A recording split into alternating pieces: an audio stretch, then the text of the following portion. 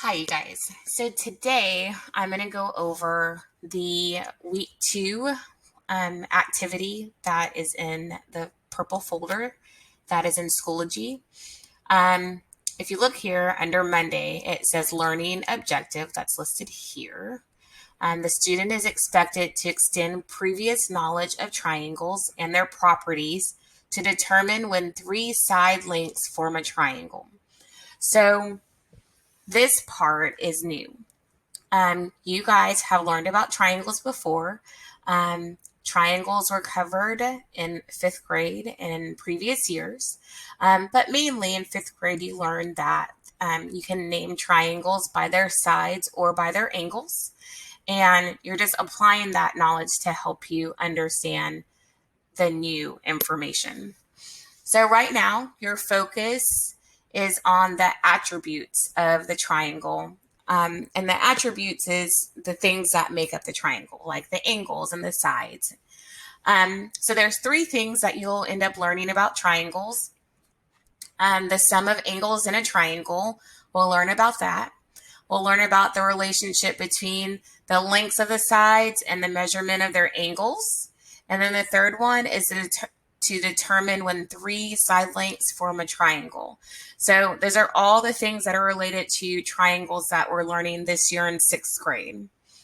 So the rest of the parts kind of go through, it's like a brief little summary of what you're to learn.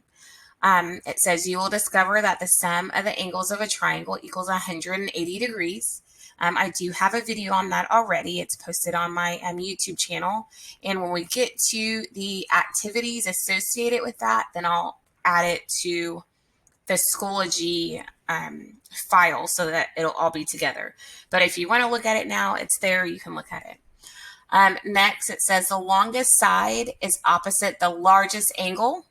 The mid-size side is opposite the mid-size angle, and the shortest side is opposite the smallest angle. So that's how the angles are related to the sides. So if you have a big, a medium, and a small angle, then naturally you're going to have a big, a medium, and a small side to the triangle. And that's what that's saying.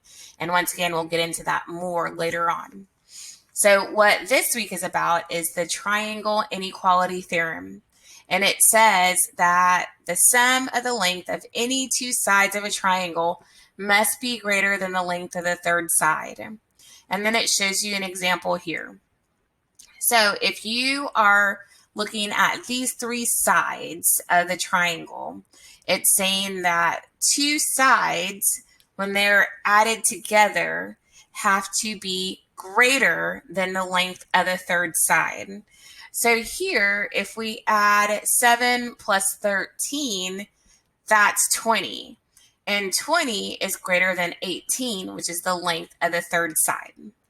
And so listed down here, they're going to give you some other examples to check to see if a triangle, when you have three sides of a triangle, if they actually will form a triangle.